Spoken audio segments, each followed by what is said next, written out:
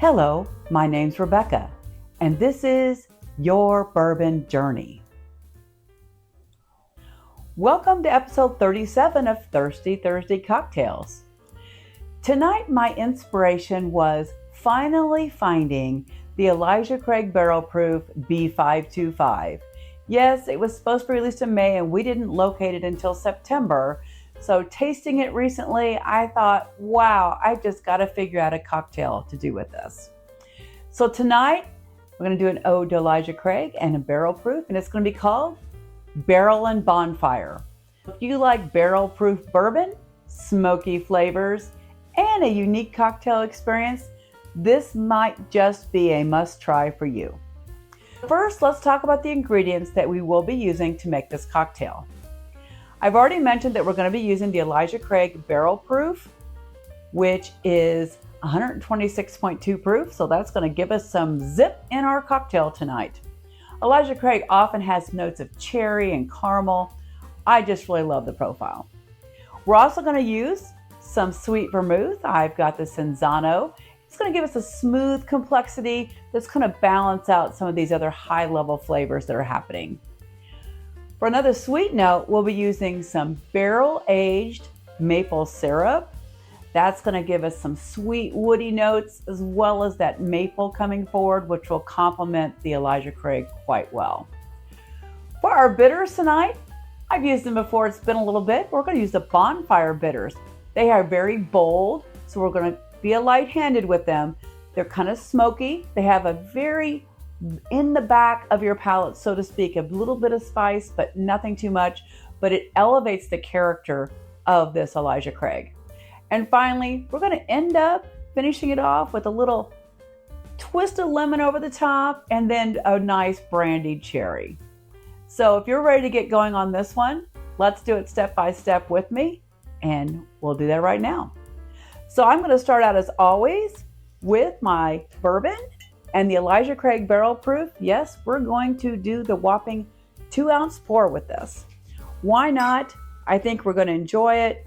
It's going to be great. We're going to serve it over this lovely ice. We're going to chill it in the mixing glass before we do serve it, so to get a chance to get a little bit of dilution going on.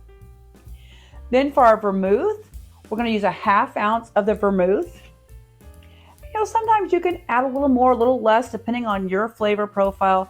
I did find that I started out with a 1/4 ounce and found that the 1/2 ounce really seemed to sing for me. So I'm recommending a 1/2 ounce of the vermouth. Similarly, you know I don't like a real sweet cocktail, and I did start out with only a 1/4 ounce of the Bourbon Barrel-Aged Maple Syrup, but I upped that to a 1/2 ounce as well. So 1/2 ounce of this awesome Bourbon Barrel-Aged Maple Syrup. And maple complements what we do with bourbon so much. Make sure I get all that out of, there we go. Now we're going to use 2 dashes of the Bonfire Bitters. You may want to try 1 to start. I found that 2 was just perfect. Doesn't need any more than that. And that will really do it. I'm going to give it a super quick stir before adding my ice. And I've got some ice here already prepared. Excuse the noise. We want to make sure we get a lot of ice in here because we do want to chill and dilute because it is a pretty high proof spirit here. So it'll probably be about a full 30 seconds. I might speed it up for you so you're not watching the whole time.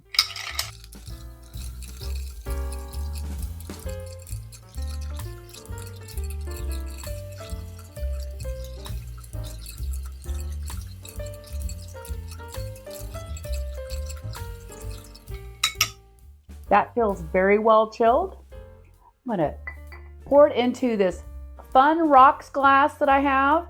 I did put an ice ball in here because I've done enough dilution here. I just want to make sure it stays good and cold.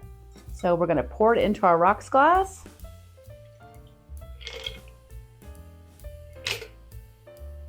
There we go. And I have this lemon peel ready to go. I'm going to twist that with the oils over the top, get it around the edges of the glass. Just a little hint of lemon. We're not going to leave it in the glass, but to get that lemon esque kind of flavor happening. And then I did take my garnish pick for a lovely brandied cherry. So that's going to go in there as well. And how does that look? Does that look pretty fun?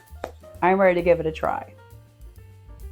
I love the way this is smelling. I wish I had smell-o-vision. I know I say that a lot. I do get that Elijah Craig right up front, but I'm getting those hints of the maple syrup. And also the Bonfire Bitters are giving me a little bit of a smokiness. Cheers to the barrel and bonfire. Hoping we have a fantastic Thirsty Thursday.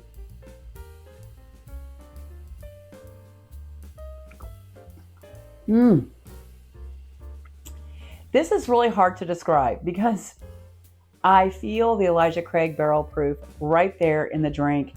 It is complemented very well with the Bourbon Barrel-Aged Maple Syrup. I love the notes that the Sweet Vermouth are providing, as well as that awesome Bonfire Bitter. It's very subtle, so it's not overtaking the drink at all. You know you've got a great bourbon. And I know that sometimes we like to use $20, $30 bourbons in our cocktails. I just want to show that it is okay to use a bourbon that you love in your cocktail. It's not like you're mixing it up for a whole party or anything like that.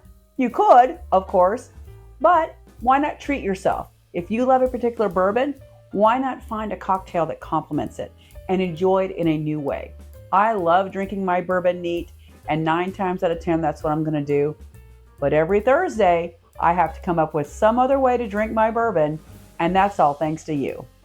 For today, I ask you to always drink responsibly. To give me a comment this week. Let me know, do you ever use a high proof bourbon or one of your higher ends bourbons in your cocktail? And have you used the Bonfire Bitters before? I'd love to hear from you.